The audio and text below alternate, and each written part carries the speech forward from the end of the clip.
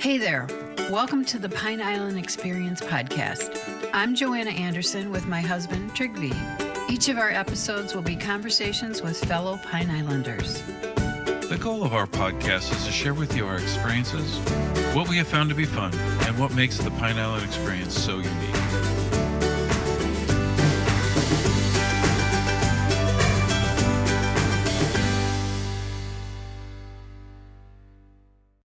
Lee County Parks and Rec, or the Colusa Blue Way paddling trail, approached us in 2014, 2015 to see if we wanted to take it over because they were going to do away with it. They've been, this year will be the 20th year that it's been that they've been doing it. So they approached us to see if we wanted to take it over, and we said, sure, we'd love to do it. Maybe we can even raise some money for charity. And pretty much since then, we've been working with a really nice organization. It's a grassroots out of, Fort Myers, the Candlelighters of Southwest Florida. And they support families with kids with cancer and blood disorders. And I've worked with quite a few families out here on Pine Island. Oh, yeah. Mm-hmm. Yep. We last year, unfortunately, we had to cancel it due to Ian. But pretty much every year we've been growing it a little bit more. Like in 2021, we had almost 80 something anglers. Between 80 and 90 anglers, yeah. And when we started it, Kayak in 2014, 15, I think we maybe had 25. So that kind of gives you an idea of how this area is growing and that sport in general is growing. Yeah. And then we do raffles, we do 50/50s. We've been doing an online raffle for the last 2 or 3 years through Rally Up, and a silent auction there as well. So all the proceeds go to Candlelighters of Southwest Florida. You were listening to Bryan and Diana Stockbridge of Gulf Coast Kayak speaking about their upcoming event, the Colusa Blue Way Kayak Fishing Tournament. This event is now celebrating its 20th year, where all of the proceeds are donated to charity. You will be amazed when you hear how this courageous couple followed their dreams and created a very successful award-winning business in Matlacha, and how they are fearlessly beginning again after Ian. To tell their story, here are Diana and Bryan.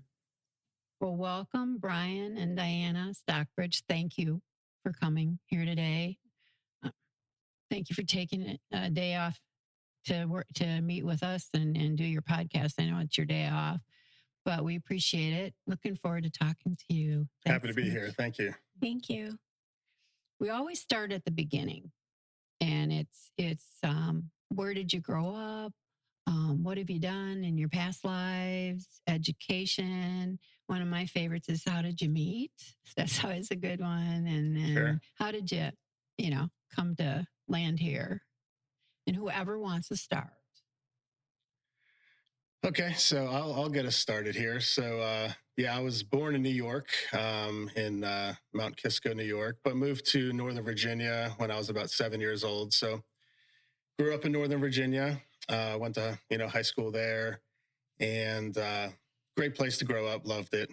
Spent a lot of time outside hiking and camping and a bit of kayaking, and moved to Southeast Florida right after high school for a bit of college, and enjoyed that experience as well.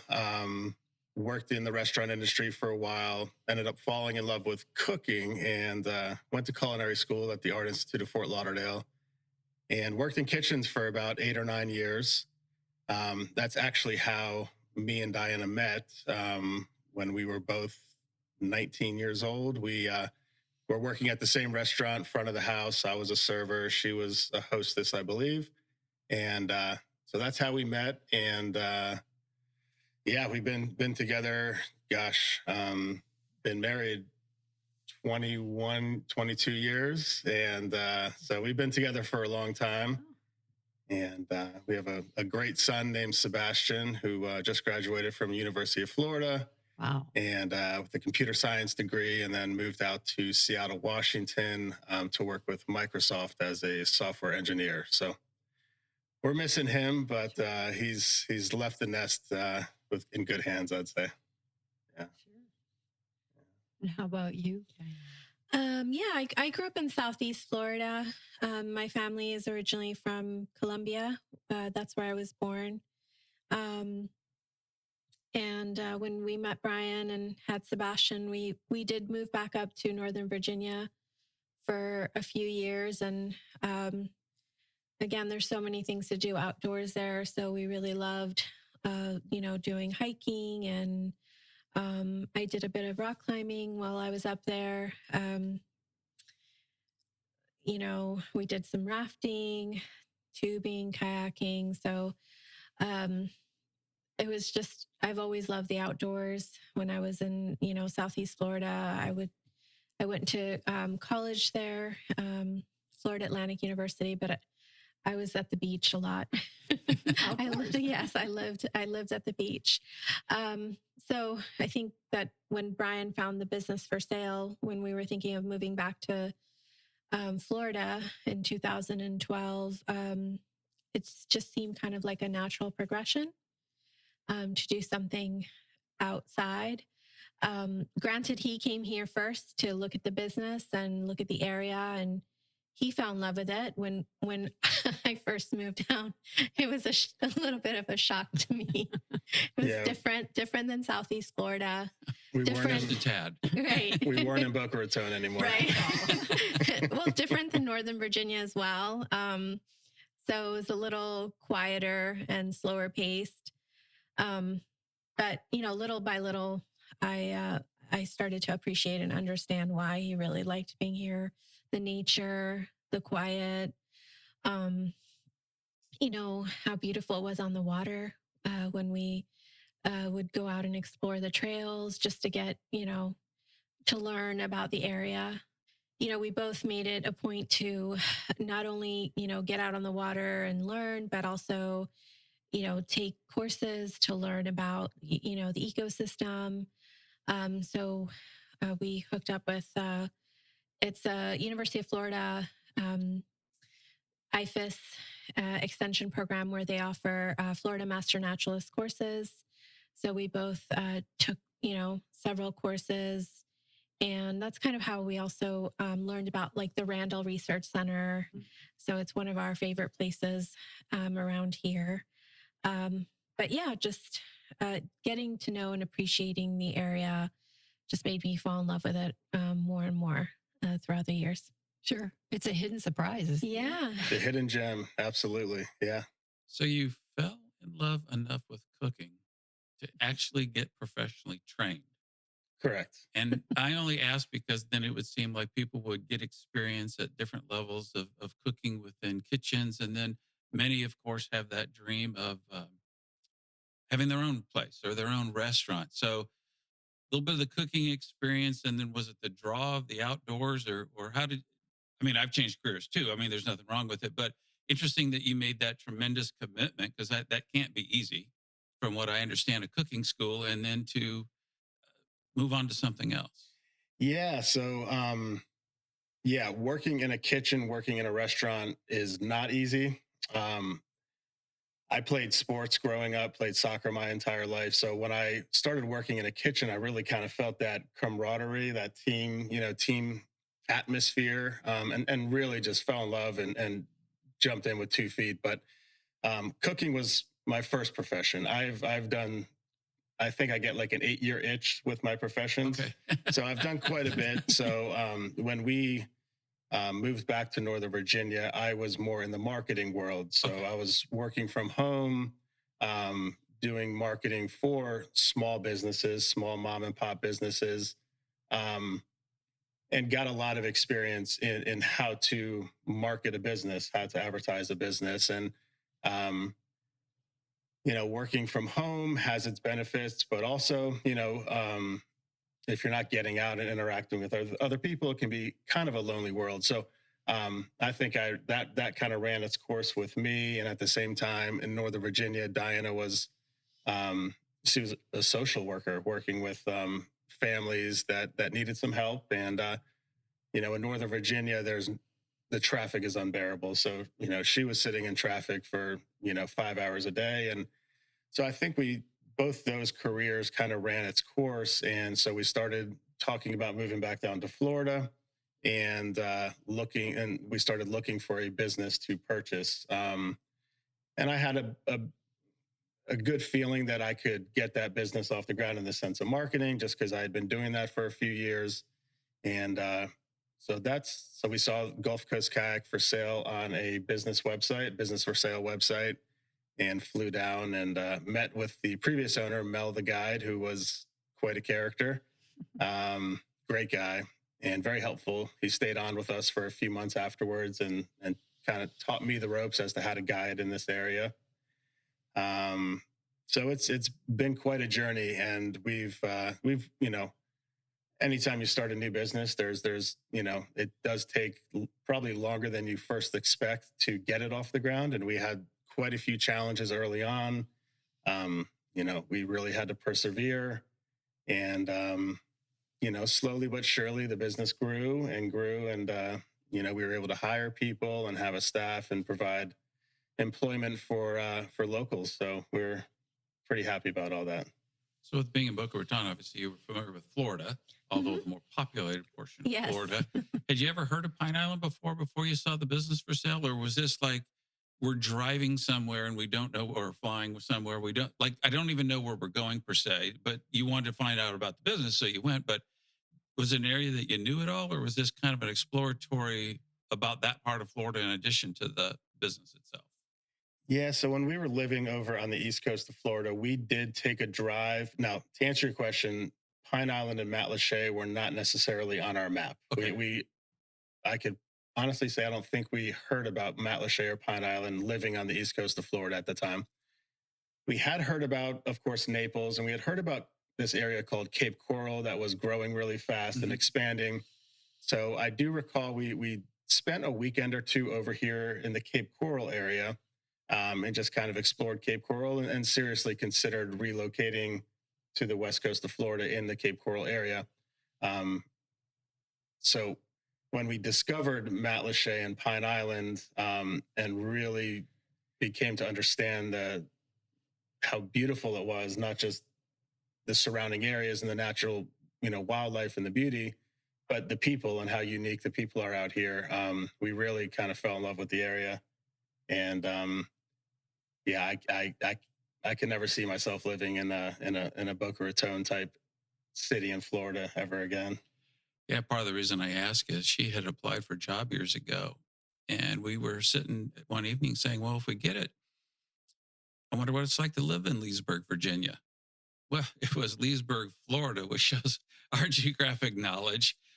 So we actually kind of tripped into Florida quite by accident too, because we actually thought we'd be in Southern Virginia if the job came through, and it was nowhere near. Yeah, I think Leesburg, Florida, we've driven close by it when we've been up to like Ocala and Gainesville. It seems very rural. I loved it. Yeah, we were there for years. I found a job I loved there, and it was Leesburg, Tavares, Mount Dora, and Eustis. All four of them were together. Okay. And it was a heavily retired area. Oh. And it was just before the villages opened up north of there. And it was lovely. I mean, I felt so silly. Oh, this isn't Leesburg, Virginia. I never heard of Leesburg. But we always wanted to move to Florida. Yeah. So it was perfect. And he was able to work from home. And we came here to Florida and enjoyed every minute of it. Very nice. Yeah. So lucky. So the business is on the island. Do you reside on the island or just in the area? So yeah, the business for the last 11 years has been in Matlacha. We live technically in Cape Coral, about 4 miles from Matlacha. Okay, so real close though. Very convenient. Yes. Good. Yes. Good. That's compute. Yeah. Yes, exactly. One stoplight and a few stop signs. That's about it. Yep. Yeah. We've been very fortunate throughout the years. Not only living and working close, but having a really beautiful location on the water, being able to, introduce a lot of people that had never really heard about this area, even people that live in Cape Coral. In the first couple of years, it was pretty, it was quiet. And then we realized quickly, how more and more folks started finding out about us, whether it was, word of mouth or seeing our reviews or, Bryan's marketing. That definitely helped to, put us on the map and get people out to our location. And so we were really lucky to be able to introduce people. A lot of folks had never been kayaking or stand-up paddleboarding. And, little by little, we built we added things onto the business, like summer camp. That was something that I remember when we first moved here in 2012 and our son was like 11 years old. I felt like there weren't that many options in the summer for kids as much as I had found up in Northern Virginia. And I was like, oh, that would be great to be able to do a kayak camp. So the next, 2013, we started our first kayak camp. And I think we did a week or two. And then eventually it grew to like 8 weeks in the summer. And we were fortunate because our son was able to participate. He went through the camp like the other campers. And then he aged out and then became a assistant camp counselor. I was going to say, you probably made him a counselor right away. By the time he was 14, he was an assistant camp counselor. So he was able to do 2 or 3 years of camp. And then he, started working for us once he was about 15. So we were also very lucky with staff because a lot of the kids that came out of our camp kind of always wanted to come back, and they came back as assistant camp counselors, and then they wanted a job and they came for work.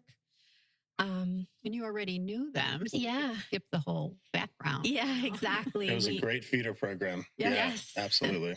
We knew them. They knew us. They knew how, I think one of the things that for us has always been very important was, customer service and safety. It's like they go hand in hand,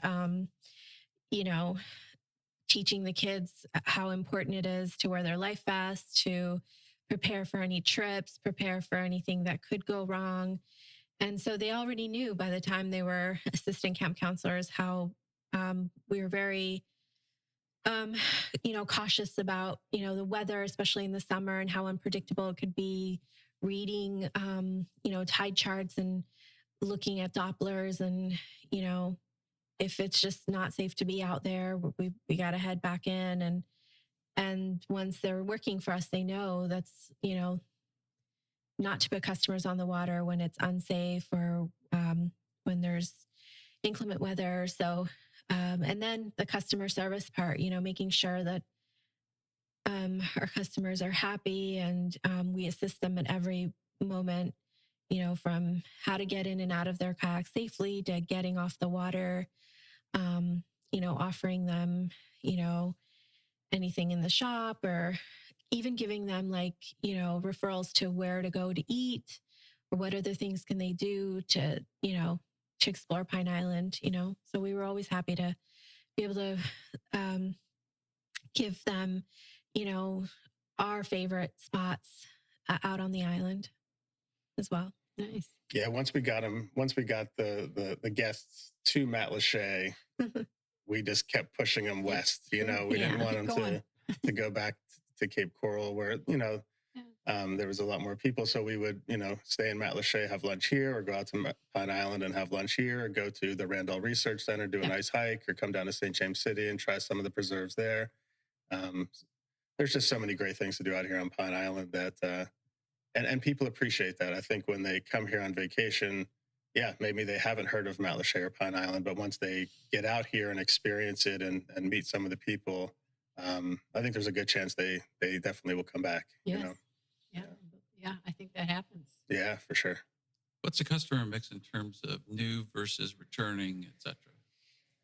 So we have been very fortunate, and I think it does come back to providing good customer service and guests feeling safe when they're with us. But we have, I don't know the percentages off the top of my head, but we do have quite a bit of repeat business. And it's, and this being, somewhat a seasonal area, it's secular in some ways.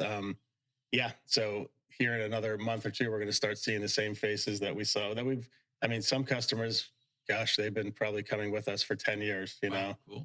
and then they introduce their friends to us. And it's certainly a great way, to build our business, to get exposure to our business. Just can't beat that word of mouth, can you? Word of mouth is the best.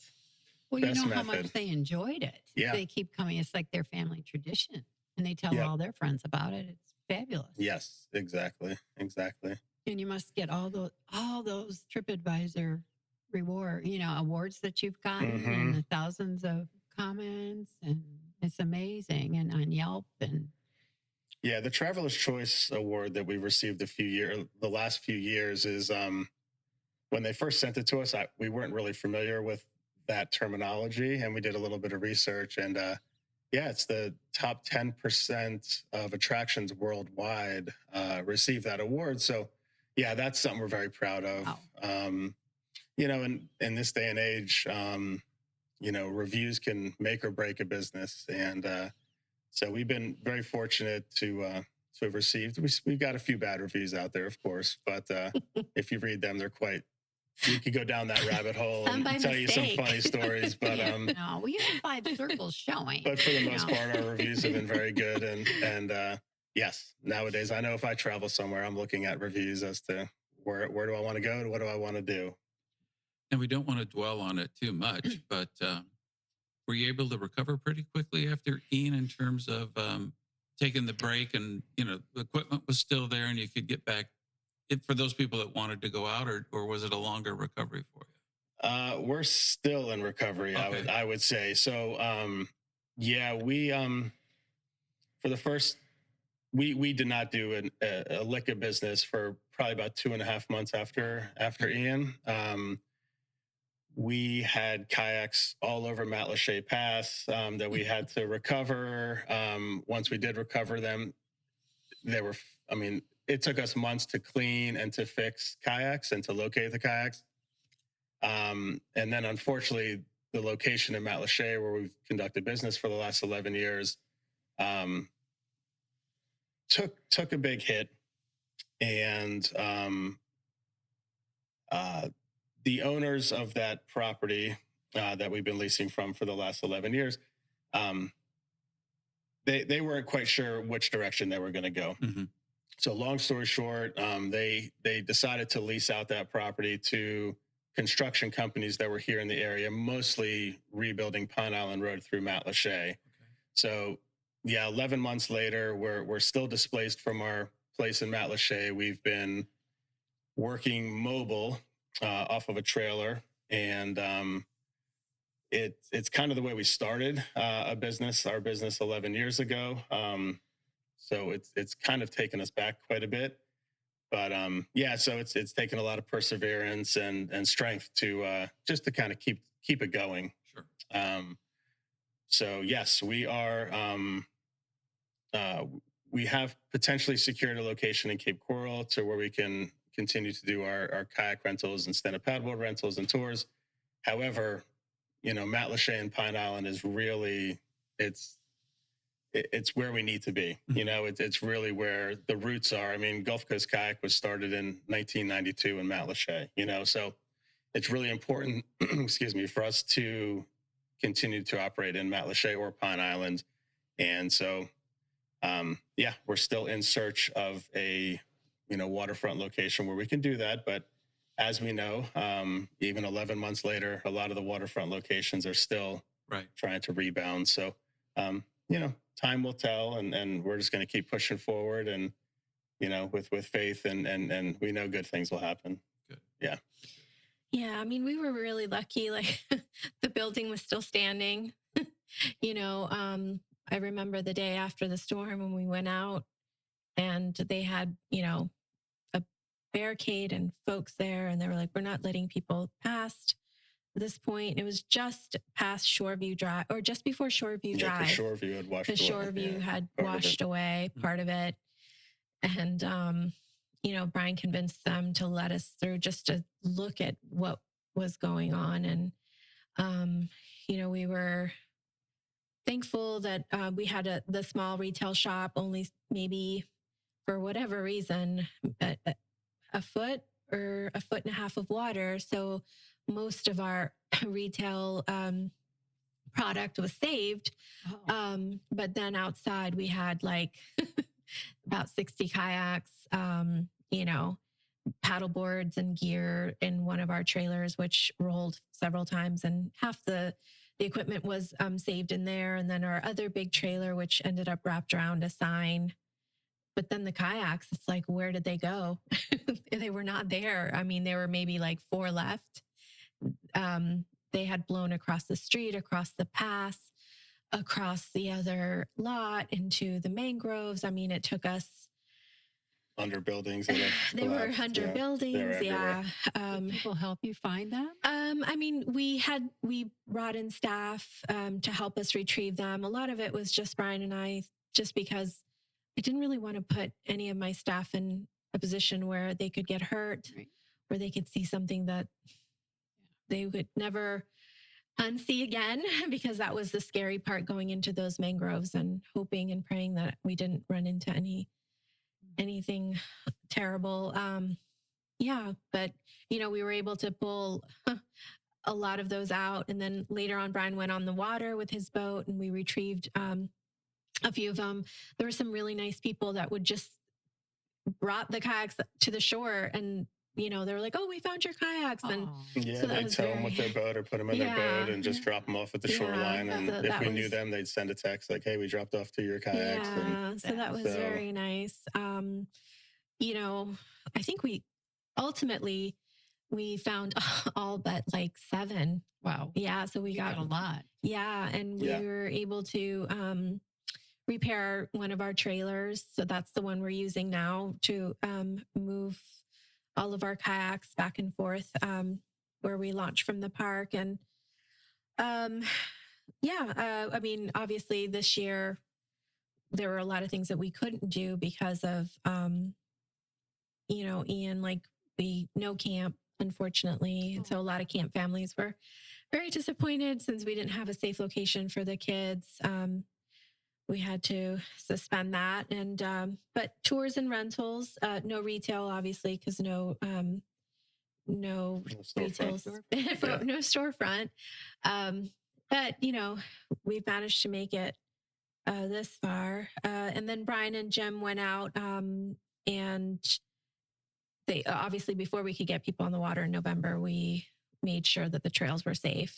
I mean, we watched how hard those contractors work to get big debris out of the water, and we were very thankful for that.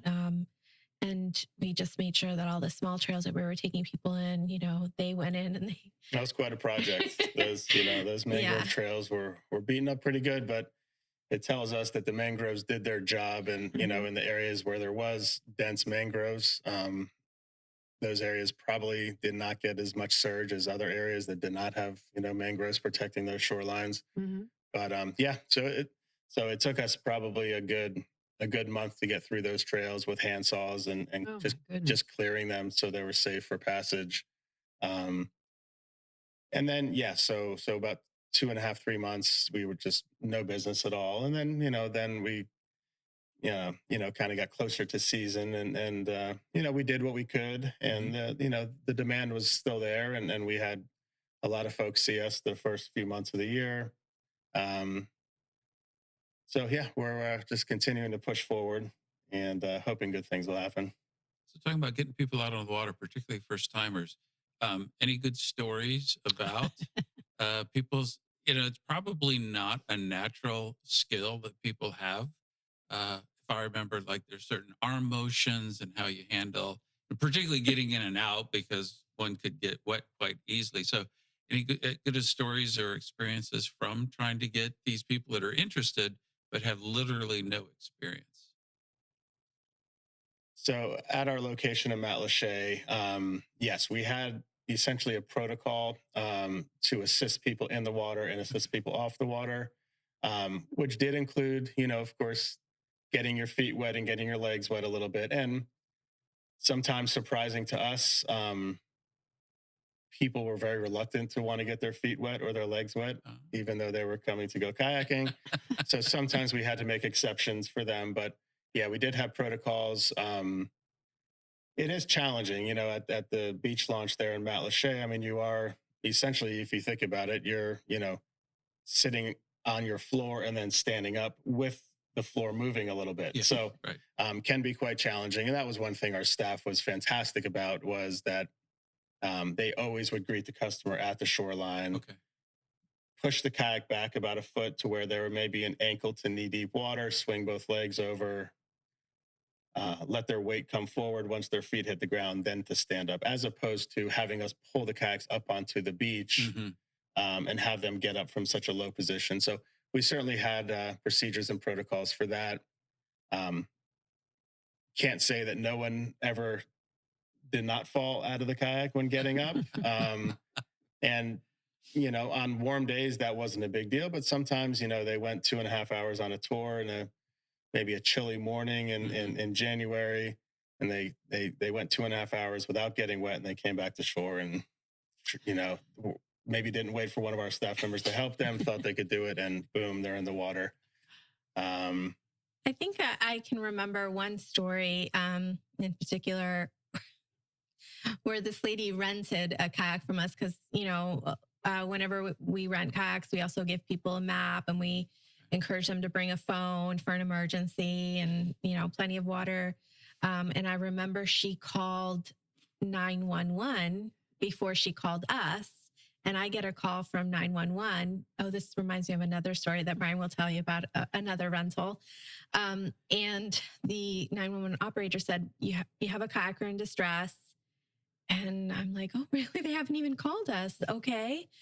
What's going on? Well, she appears to have turned her kayak over and, in the mangroves. And then I get a call right away from her. And she's like, I saw something in the trees and I could, she had seen a mangrove crab and it scared her. And she flipped her kayak over and she was hysterical. And, we were trying to explain to her that all she had to do was stand up because it was pretty shallow. And we offered to have somebody come out there to assist her to get her back in. But I just thought that was, she was so scared that she had turned her kayak over because she had seen a mangrove crab. And she called 911 before she called us. I was like, oh, okay. And I understand some people are just deathly afraid of water and they're already pushing themselves to a certain limit. And a lot of times whenever we saw those potential things happen, I would always say, you're maybe better off going with a guide, somebody who can take you out there and you'll feel more at ease. Needless to say, I think she should have definitely been with, I think it was just her and her daughter. So she got pretty afraid out there. Wow. But another one was when those mangrove crabs, they can scare people if people don't know what they are. So, been guiding kayak tours for 11 years, and I can, probably taken thousands of guests out, and I can say I could probably count on one hand how many times people have capsized on my tours that I've led. But going back to the mangrove crabs, this happened twice in maybe a month, maybe 2 weeks, but this was when we were getting started, and I did not let people know about the mangrove crabs before we went on the trip, and it happened. It was both times young children, young teenagers, and we're back in the mangrove trails. They're in a tandem kayak with their parent, and maybe I'm telling a story or talking about the mangroves, and they drift into the tree, and it happened almost identically both times. And the kid looked up, and there was a mangrove tree crab right above its head, and both times they were boys, and the boys jumped out of the kayak, deathly afraid. For whatever reason, they thought that was the best choice.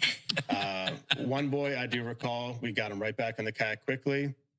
The second time it happened, the boy was almost in shock. It took between me and the parents to convince the child to get back in the kayak. It took about 30 to 45 minutes. So since then, I let my people know before we even get on the water, this is what you may see. They're completely harmless. You could put them in your hand. They'll crawl around. They do have little pinchers, but they really are harmless. However, if you didn't know that they were crabs, you may think they're big black spiders, and that's what happens. People react as if they're seeing a tarantula in the mangroves, and they they freak out. So, yeah. So, what about the helicopter rescue? Yeah, we'll tell maybe one story that this was a wild one. So, again, it seems like a lot of these things happened early on, maybe when we didn't have as much experience as we do now. But we had a protocol to where, and this was, I believe, in the winter time when sunset was maybe around 6 p.m. And so around that time of the year, we have a cutoff time where we don't put people on the water past 2 p.m. Okay. Just in case they do get lost, we have enough daylight to go find them. This was a family. It was a mother, daughter, grandmother, and then the mother's boyfriend. They came to the shop around 3:30 in the afternoon, and I was shutting down, cleaning up, getting ready to go home. And they explained to me that it was their last day in town, and they really wanted to go kayaking the whole time they were here, but they just never got to it. Is there any chance I can just put them on the water, just let them paddle around a little bit? And I must have said no 3 or 4 times. Said, I'm sorry, we have a protocol. It's really for your best interest. It's for safety reasons. And long story short, they did convince me to let them on the water. And I'll try to picture this as best, or visualize this as best as possible. But as you look at our launch in Matlacha, a couple hundred yards to the right is a decent sized mangrove island, but you can get around it in 30 minutes if you follow the contour of the island around. So my deal with them was, okay, I'll put y'all on the water, but you're only allowed to go to that island, circumnavigate that island, and come back. That should take you about 45 minutes to do that. That was a deal, okay? And so about an hour into this, about an hour after getting them on the water, I go out back, I look for them, I don't see them anywhere. So I get a little nervous. Maybe it's getting close to 5 p.m. then. And so I thought, okay, well, we require people to bring phones on the water, and we require them to put their phone number on the release form. So I go in and I call the phone number that they left, and I hear a phone ringing in the bathroom. So I go in the bathroom, and there's a phone like under the toilet that must have fallen out of their pocket. So now I get a little more nervous because now I don't have a way to communicate with them. But in the back of my mind, I'm thinking, well, they're just going around that island. They'll be back any moment. So around 5:15, maybe 15, 20 minutes later, I jump in a kayak and I just go out there and I circumnavigate the island really quick. Don't see them anywhere. Now I start to get a little nervous. And so I think I ventured up one trail, didn't see him anywhere. So I raced back to shore. Now we have about maybe 30 minutes of daylight left, and called Diana. She's like, I think Diana called Marine Patrol. Marine Patrol did not have a boat available to assist us. So they sent a couple police officers to our shop in Matlacha. And the police officers said, well, there's not much we can do. We don't have a boat available. Do you know where they could be? And I had a very good idea where they probably are, but I wasn't 100% sure. So long story short, they called in a helicopter, and the helicopter flew over the mangrove forest, located this group of folks. I don't know how they got so deep in that forest in the time frame that they had, but they clearly did not listen to my instructions. I mean, they were as deep into that forest, deeper than I've ever been into this mangrove forest, and they went to a dead end, and just sitting there, and totally lost, no communication, no phone. And so the helicopter was nice enough. They landed in the field. They got me in the helicopter, flew me over so they could show me exactly where they were in the forest. And sometimes looking at a mangrove forest, it's really hard to distinguish which way is up and which way is down. So I had to take some mental notes. And long story short, pretty much in the dark, had to paddle out there, get into the mangrove trails. I brought whistles and things like that. So I was blowing the whistles. and they have whistles on their life vest. So that's one way we can communicate. And I left breadcrumbs. I brought little strings that I tied. Every time I made a turn, I tied a string to the tree to know which way to leave. And finally found them way, way, way deep in the mangroves. And it took us it was a good hour and a half paddle back. And the funny thing was they were not freaked out. They were planning to spend I think it was a self-fulfilling prophecy, because for about 30 minutes, all they talked about on their way home was all these survivor shows that they watch and how they felt like they were in that situation. They had already rationed their water and their snacks that they had. And so we get back to shore. I'll finish it with this. We get back to shore, and the police officers are getting their information. And I just happened to ask one of the police officers, I said, so, I know this is expensive to get a helicopter out here. Like, who floats the bill for that? And he looked me dead in the eye and he said, expect the bill next week. And I said, oh man, I didn't. And then like 10 seconds later, he let me stew in it for a moment and he started laughing. Oh. And he said, no, he's like, to be honest, if anyone's going to float the bill for it, that's why we're getting their information. They will be the ones floating the bill for it. But 99% of the time, it's taxpayer money that essentially pays for services like this. So sense of humor with him, huh? Yeah. Oh man. Yeah, Oh, I think man. he also made it a point to tell them, like, you need to bring a phone for emergency. Because I remember when they were going out, and only the granddaughter was like, we should bring a phone. And they were like, no, we're fine. And then the grandma was like, I know the area like the back of my hand. And so, and then, And you kept saying no. So it just reiterated that we have these protocols in place for a reason. Mm-hmm. The customer may not be happy at the moment, but it is for their best interest. So it reiterates, it's to this day still reiterates why we have certain protocols and why we have to stick to them. Tough lesson. Yeah, that was a nervous one. He did love getting on the helicopter, though. Did you? Very cool. He said that was very cool. Yes. Yeah. Yes, that first was time. cool. And the way you came back, tying strings onto branches in the dark, that's exciting. Yeah, I didn't want to get lost back there. So you've got the kayak rentals and the tours. You talked a little bit about camp. Other programs or initiatives that you have that add into the basic core of the business? Well, we had retail. We're hoping to, once we find a location, to get back to doing retail. So we sold kayaks and paddleboards and gear and things like that in a very small shop. But we made use of every inch of that shop. Yeah. We were started to think last year, like I think it was January, February, March, like maybe start doing some bike rentals, because I know that it's been a big thing about, how they were going to do some bike trails through Mount Lachey. So we thought, that's a natural progression for us to be able to offer those. And so we do some mostly e-bikes, e-bike rentals. And we also do multi-day rentals for both the bikes and kayaks, guided kayak fishing trips. Yeah, that's a big part of our business that probably 5 or 6 years ago really started to take off, was kayak fishing. Oh, okay. And so we rent fishing kayaks to folks. And then we also do 5-hour kayak fishing trips where we take them out. And sometimes we're here at Tropical Point. We love to take them out here to Pine Island. So I would say Tropical Point and then the Pinelands Monument Launch right next to Pineland Marina are two of our favorite spots to take folks to go fishing. And that's been, that part of the business has really, really grown fast. And we've been very fortunate. I think, anytime you have a business, like, you're only as strong as the people you're working with. And so we've been very fortunate to have some amazing local folks that have grown up here, local kayak fishing guides that have not only taught our customers and our guests how to kayak fish around here, but I mean, I've learned from some of the best anglers in this area. And so I'm extremely grateful for those You're folks. surrounded by great anglers. Yeah, exactly. Yep. Yeah. Yep. And so you actually are the fishing guide too. When So you I do some trips. Yeah.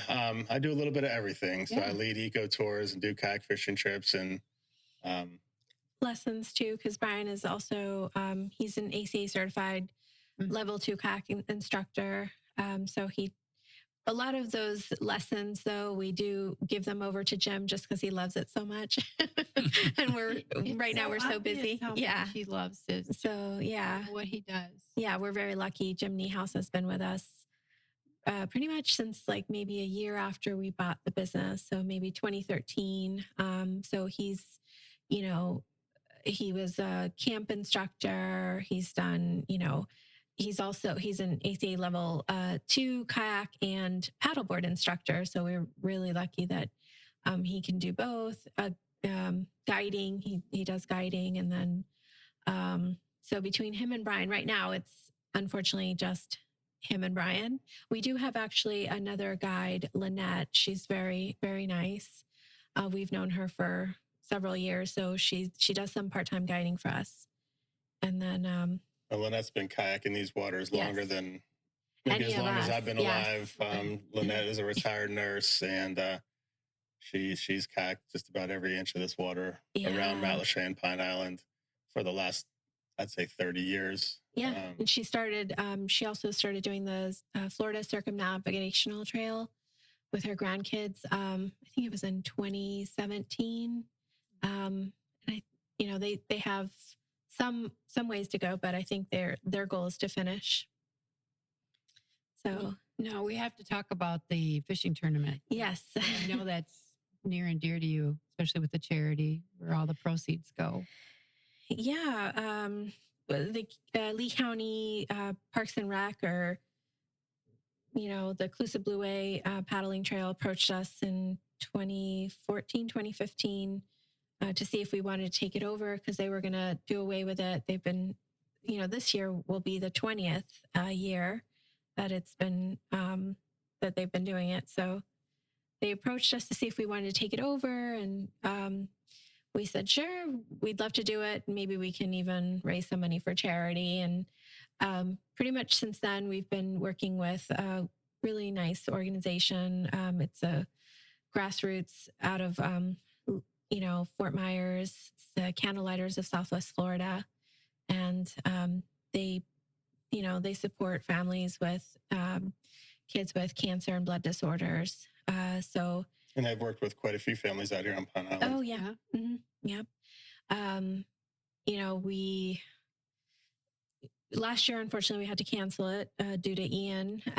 But, pretty much every year we've been growing it a little bit more. Like in 2021, we had almost 80 something anglers. Between 80 and 90 anglers, yeah. And when we started it, Kayak in anglers. 2014, 15, I think we maybe had 25. So that kind of gives you an idea of how this area is growing and that sport in general is growing. Yeah. And then we do raffles, we do 50/50s. We've been doing an online raffle for the last 2 or 3 years through Rally Up, and a silent auction there as well. So all the proceeds go to Candlelighters of Southwest Florida. Did you meet them by having kids, families? Oh, yes. Take them kayaking, and you found out about the organization? Yeah. So they approached us to see if we could. Well, it's Christine, who lives out here on Pine Island. Yeah. We have a really good friend, Christine, who her and her husband, they've made Pine Island their second home for years. And she worked closely with the organization. She approached us to see if we could donate something towards Candlelighters. And I remember Bryan thinking, well, what about an outing? Is that something that they would like to do? And they came out, and I think it was Jim. Yeah. They came out just looking for a donation for one of their events. And I believe we gave them the donation. But then, there was just something about something about that organization that struck us. And so we did more research. And so we invited them, some of the families. They were able to come out, and me and Jim would take them on a guided kayak tour. So that was our first introduction to the Candlelighters of Southwest Florida. And really just kind of fell in love with what they're doing. And then, I think that same year was when we were approached to take over the tournament. And then we started talking about, well, how can we add charity to this event? And so it was just a really, good timing to meet and learn about the Candlelighters. And so ever since, every year, that's where the proceeds go. Well, it sounds like it was meant to be. Yeah, yeah. That this they approached you, Yeah. to take it over. Yeah. And you made it. Now the 20th one. Yeah. That's Saturday, November 11th, right? It is. Most, since we took it over in 2015, Lisa Dents, who owned the old fish house, was generous enough to lend us her location we would do a captain's meeting there and the weigh-in the next day. Sometimes it would carry through to Sunday where we would continue the silent auctions. So unfortunately this year, we're going to have to do it off the island because we need the space. So it's at a local brewery in Cape Coral, Scotty's Beer Works. So that's where we'll be doing the captain's meeting on Friday, the 10th. And then Saturday, the 11th, we'll be doing the weigh-in ceremony there. Yeah, and folks can learn more about it by going to the Facebook page. So if you just went to Facebook and looked up Calusa Blue Wave Kayak Fishing Tournament, Yeah, right. you can learn all about it there. And we are still, shameless plug, of course, we are still looking for corporate sponsors or small businesses to sponsor the event. And we are, of course, still looking for more kayak anglers that want to get involved. And it is a very beginner friendly. It's just a lot of fun, even with just your registration, you have a chance to win a really nice kayak from Van Hunk's Kayaks, paddle boards from Body Glove, really cool items from local bait and tackle shops and things like that. So yeah, and it's just a good time. Well, we heard, thanks to Ian, the fishing's phenomenal. Yeah. So I mean, you're going to have a ton of people. Yeah, I hope so. That's one of the biggest questions. Actually, Bryan just wrote an article for Coastal Angler magazine. They're one of our sponsors this year, and I think it'll be in the October issue. About one of the biggest questions is from anglers, like how were folks coming back down to the area to fish this winter and spring? Like, how's the fishing? And the landscape has changed for sure. Yeah, considering the incredible heat we had this summer, fishing remained pretty darn good. So. Yeah, and there's deep pockets and space in places where there weren't before, but oyster bars that kind of shifted. But overall, it's been pretty good fishing. Like the last few times he's been out there, catching juvenile tarpon. He'll tell me when he comes home, like, what did you see? Tons of trout, big redfish out there. Yeah, fishing. So, and then coming into the fall, that's, in my opinion, probably the best time to be out there fishing. Big schools of redfish start coming back into the flats, and big snook start coming back in for spawn. And wow. So it's, you gotta love living in this area, especially if you're a fisherman or an angler. It's an angler's paradise here on Pine Island. It really is. And should the sponsors contact you directly? Yeah, they can contact us at Gulf Coast Kayak. Just give us a call direct, and we can kind of guide them as to what might be the best fit for them. Yeah, absolutely. That's perfect. So then, staying with contacting, if people are interested in the rentals or the tours, etc., how best do they get a hold of you? Are there multiple ways? How do you guys like to be contacted? I mean, they can certainly learn more about what we have to offer at our website at gulfcoastkayak.com, or they can certainly give us a call directly on our office line at 239-283-1125. And then Diana's the nice voice on the other end of the phone. They can guide Yes, them and create their reservation for them. Well, I think this has been wonderful. I know we could have talked about a lot more things. Think about it later, but it's been fabulous. You two are so courageous, starting over. I didn't know that about the place being, going to construction, but you said that's how you started before, and you're both so positive, and you know this is what you want to do, and it's going to be better. You can tell. Thank you. Yes. Yeah. And, we got to just keep everything in perspective. There's a lot of folks, especially out on this island that unfortunately had it a lot worse than us. And, our hearts go out to them, folks here on Pine Island and Fort Myers Beach and Sanibel and Matt Lachey. Matt Lachey. I mean, so we still have a roof over our heads, so we're happy. Yeah. Well, thank you so much for being here. Thank Wonderful. you. Really a pleasure. Yeah, we Thank really you so enjoyed much. it. Thank you. We hope you enjoyed our Pine Island Experience podcast. If you have any ideas for us, people to interview, or any comments, please feel free to email them to us at pineislandexperience@gmail.com. That's pineislandexperience, all one word, @gmail.com. Don't forget to like us, and you may subscribe to this podcast using all the major catchers like Apple iTunes, Google Podcasts, and Spotify. Thanks again for listening, and remember, island life is a constant vacation. We'll see you on the next podcast.